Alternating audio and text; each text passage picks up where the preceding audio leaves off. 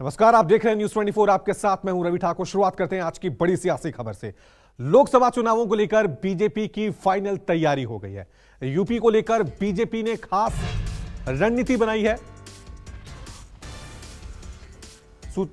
सूत्रों के हवाले से बड़ी खबर है, यूपी की 50 सीटों पर चर्चा लगभग पूरी है। यूपी के सहयोगियों के लिए 6 सीट छोड़ेगी बीजेपी।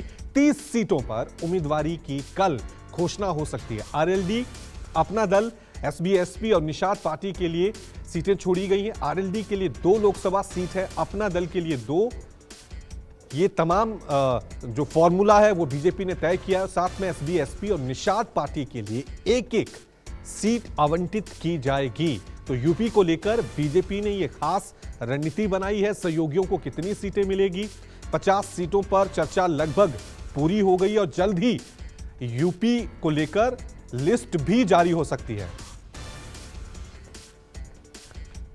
चलिए इस खबर पे और ज्यादा जानकारी के लिए सीधा रुख करते हैं मेरे सहयोगी कुमार गौरव का। कुमार, आपकी तरफ मैं रुख कर रहा हूं। कुमार, क्योंकि कल काफी देर रात तक मीटिंग चली, प्रधानमंत्री मोदी 3:30 बजे तक इस बैठक में शामिल हुए और यूपी को लेकर जो खबर सामने आ रही है कि सहयोगियों को लेकर 6 सीट दी जाएंगी। सहयोगियों को 2 सीट आरएलडी, 2 सीट जो है यहां पर एसबी, एसपी और तमाम एक-एक सीट का जो फॉर्मूला बना है, ये जो जिन लोगों को एक-एक सीट मिल रही है, क्या वो संतुष्ट हो पाएंगे गौरव, या संतुष्ट कर लिया गया उनको?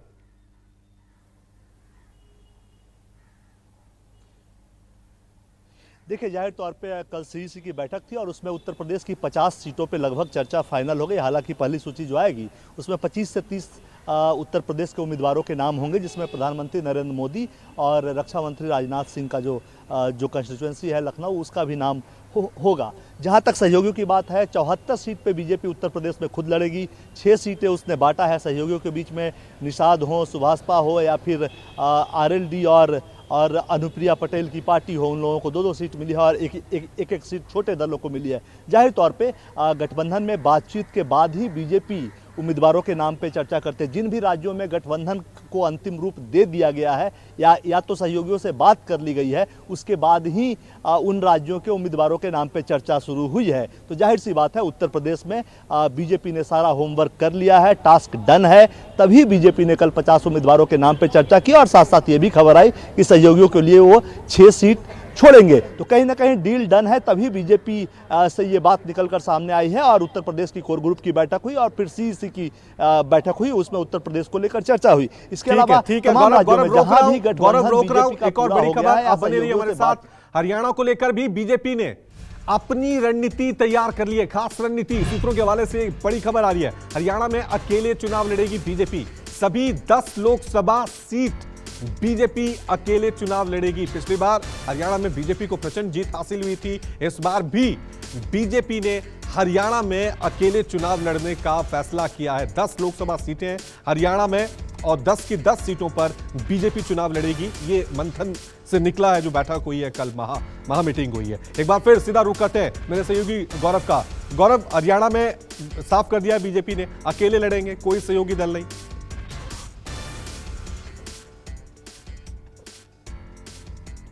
देखिए, बिल्कुल इन प्रिंसिपल पार्टी ने ये डिसाइड कर लिया है और सोर्सेज के हवाले से ये खबर है कि 10 की 10 सीट, चूंकि 2019 का परफॉर्मेंस भी देखिए तो ओवरऑल सभी सीट बीजेपी जीतने में कामयाब रही थी और वहाँ का जो समीकरण है वो बीजेपी के पक्ष में बैठता है। ऐसे में चूंकि दुष्यंत चौटाला जो डिप्टी सीएम है, वो चाहते थे कि चूंकि राज्य में सरकार में गठबंधन में हम हैं, इसलिए जब लोकसभा का चुनाव हो तो उन्हें भी 1 या 2 सीट मिले और गठबंधन में ही हरियाणा में लोकसभा का चुनाव लड़ा जाए। लेकिन चूंकि बीजेपी को लगता है कि यहाँ गठबंधन से उनको कोई फायदा नहीं होगा, बल्कि चौटाला की पार्टी को ही कुछ फायदा होगा, ऐसी स्थिति में अपना नफा नुकसान देखते हुए बीजेपी ने इन प्रिंसिपल, अभी तक की जो स्थिति, हालांकि हरियाणा के सीटों पे कल चर्चा बिल्कुल नहीं हुई है, लेकिन इन प्रिंसिपल ये तय कर लिया है। लोकल लीडरशिप की यही इच्छा है और केंद्रीय नेतृत्व भी इससे सहमत दिखता है, चूंकि लोकल नेतृत्व से बातचीत की है केंद्रीय नेतृत्व ने और वो उसके बाद इन प्रिंसिपल ये फैसला हुआ है कि 10 की 10 तमाम जो सीटें हैं वो बीजेपी अकेले दम पे लड़ेगी। 19 में भी सब जीतती थी और 24 में भी जो भी सर्वे वगैरह हुए हैं या इंटरनल रिपोर्ट है,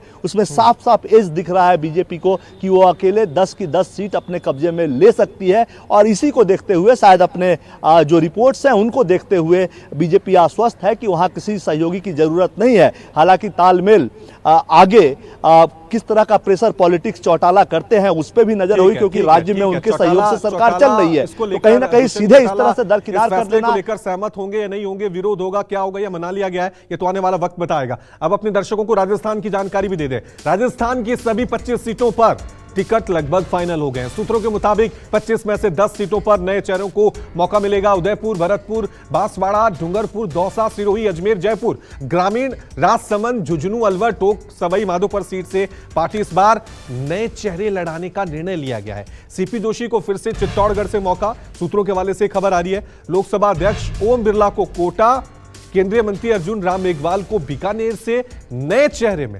राजेंद्र राठौड़ को मौका मिल सकता है। सतीश पूनिया, राखी राठौड़ भी लोकसभा की रेस में नजर आ रहे हैं। चलिए सीधा रुक करते हैं मेरे सहयोगी कुमार गौरव का, हमारे साथ लगातार बने। कुमार, राजस्थान को लेकर लड़ेगी तो बीजेपी ही, लेकिन चेहरों में बदलाव हो सकता है, कई नए चेहरों को मौका मिल सकता है, क्या खबर है?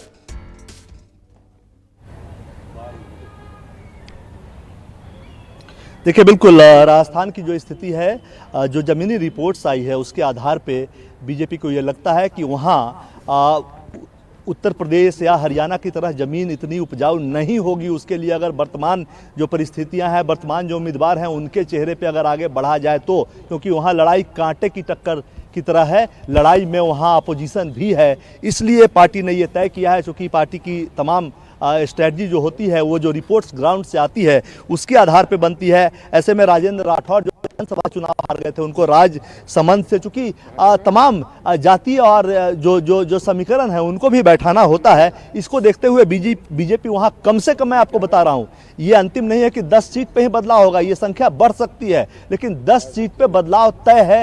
ये इतनी बात अभी तक हो चुकी है, आगे इसमें और भी परिवर्तन हो सकते हैं, क्योंकि राजस्थान में लड़ाई टफ है और बीजेपी पूरा सोच समझकर, ठोक पीट कर ही वहां अपने उम्मीदवार को उतारना चाहती है। और इसलिए पार्टी ने फिलहाल जो 10 सीटें हम लोग लगातार बता रहे हैं, उदयपुर, भरतपुर, बांसवाड़ा, डूंगरपुर, दौसा, सिरोही, अजमेर, जयपुर ग्रामीण, राजसमंद, झुंझुनू, अलवर, टोंक, सवाई माधोपुर जैसे जो सीट हैं वहां नए चेहरे को उतारने का फैसला किया है। कौन चेहरा होगा ये बात अभी सामने नहीं आई है, लेकिन पार्टी ने मोटे तौर पर तय कर लिया है। लेकिन राजस्थान में नए चेहरों को मौका मिल सकता है। वहीं दिल्ली में क्या चल रहा है, दिल्ली की बात भी अपने दर्शकों को बताते हैं। गौरव, बने रहिए हमारे साथ।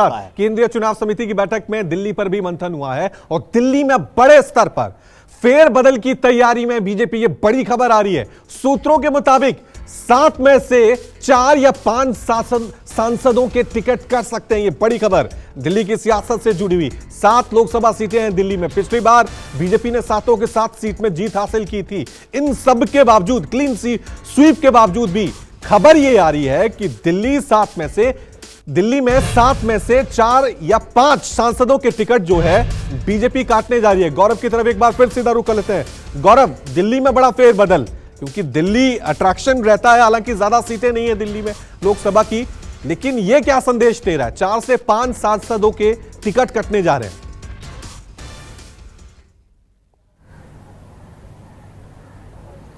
देखिए, बिल्कुल दिल्ली को लेकर बीजेपी आश्वस्त रहती है कि वहाँ भले ही लोकल स्तर पे आम आदमी पार्टी की सरकार है, लेकिन 14 हो या 19, दिल्ली की भूमि लोकसभा चुनाव के लिहाज से बीजेपी के लिए बहुत ही हरियाली भरी है। पूरी की पूरी जो आउटपुट होती है वो दिल्ली देती है और 7 का 7 सीट उसकी झोली में डालती है। और शायद वो 7 के 7 सीट मिलने के पीछे बीजेपी ये वजह मानकर चलती है, खासकर 14 के बाद जो Narendra Modi style of electoral engineering है, उसके हिसाब से ये लगता है कि अगर उम्मीदवारों को बदलोगे तो संपूर्ण यानी 100% रिजल्ट आने की संभावना ज़्यादा होती है। 14 के बाद 19 में चुनाव हुआ था, उस समय भी आपने देखा 2 सीटें कम से कम बीजेपी ने बदली थी, और जाहिर तौर पे इस बार ज़्यादा ये संख्या 4 या 5 हो सकती है। हालांकि मैं बताऊं, हर सीट से पैनल पे 3-3 नाम आए हैं, यानी 7 सीट है, टोटल 21 नाम आया है, उस पर बीजेपी विचार कर रही है। लेकिन हाँ, मोटे तौर पर जो खबर मिली है कि 2 बड़े चेहरे जो हैं, खासकर आप प्रवेश वर्मा की बात कर लें या मनोज तिवारी की बात कर लें, ये लोग अपनी सीट बचाने में कामयाब हो गए हैं, ऐसा सूत्र बता रहे हैं। बाकी जो सीटें हैं, गौतम गंभीर की सीट की अगर बात करेंगे तो उस पर टाई चल रहा है, क्योंकि प्रदेश अध्यक्ष जो है वो भी वहाँ, सचदेवा भी उसी इलाके से आते हैं और वो भी वहाँ पे जोर लगा रहे हैं। नई दिल्ली सीट पे भी कई सारे कंटेंडर हैं, रमेश बिधूरी की सीट पे भी कई सारे कंटेंडर हैं, और हंसराज हंस का भी बदला जाना लगभग तय है, उस सीट पे भी दूसरे कंटेंडर हैं। और दिल्ली वैसे भी बीजेपी के लिए कहें तो 1-2 सीटों पे हर चुनाव में बीजेपी प्रयोग करती है, नए चेहरे को ले आती है। जैसा कि आपने हंसराज हंस नए चेहरे थे पिछली बार, गौतम गंभीर नए चेहरे थे पिछली बार, और खासकर सेलिब्रिटी जो आते हैं वो अमूमन ये कम होता है। भोजपुरी सेलिब्रिटीज़ को अगर छोड़ दें तो बॉलीवुड से जो लोग आते हैं वो ज़्यादा, आप पंजाब चले जाए या जहाँ भी वो लोग चुनाव लड़ते हैं, दूसरे टर्म के लिए बहुत ज़्यादा इच्छुक नहीं होते, ऐसा भी देखा जाता है। या जो बड़े या क्रिकेटर भी हों, बड़े सेलिब्रिटीज हों, तो वैसी जगहों पे बीजेपी हर बार प्रयास करती है कि एक दो बड़ा चेहरा बाहर से ला कर दो। दिल्ली का वो व्यक्ति हो सकता है, लेकिन बड़ा चेहरा ला कर दो, सेलिब्रिटी हो, इससे एक सेंटर ऑफ अट्रैक्शन भी बना रहता है। और जो लोकल स्तर पे अगर लोकल सांसद कुछ काम नहीं कर पाया है, सेलिब्रिटी है, वो कई जगहों पे अलग जगह भी व्यस्त रहता है, तो वो जो एंटी इनकम्बेंसी है वो भी, उसका भी असर पार्टी पे ना हो, इसलिए दिल्ली एक प्रयोगशाला के तौर पर बीजेपी इस्तेमाल करती है। 2-3 टिकट तो वो हमेशा काटती है, लेकिन इस बार जो संख्या आ रही है वो ये है कि 4 से 5 टिकट बीजेपी काट सकती है। हालांकि अभी फाइनल नहीं है, ये सोर्सेज के हवाले से खबर है, जब सूची आएगी तभी पता चलेगा, लेकिन मोटे तौर पर मान कर चलिए कि नहीं, लेकिन ये तो तय है गौरव, ये तो तय है कि हमने देखा है बीजेपी हमेशा एंटी इनकम्बेंसी को कम करने के लिए एक रणनीति अपनाती है, और रणनीति क्या होती है, पुराने चेहरों की जगह नए चेहरे दिए जाते हैं। और इसलिए यह भी कहा जा रहा है कि इस बार जब लोकसभा चुनाव होंगे तो लगभग 70 से 80% सांसदों के टिकट कट सकते हैं। तो एक स्ट्रेटेजी के तहत बीजेपी आगे बढ़ रही है। शुक्रिया गौरव तमाम जानकारी के लिए।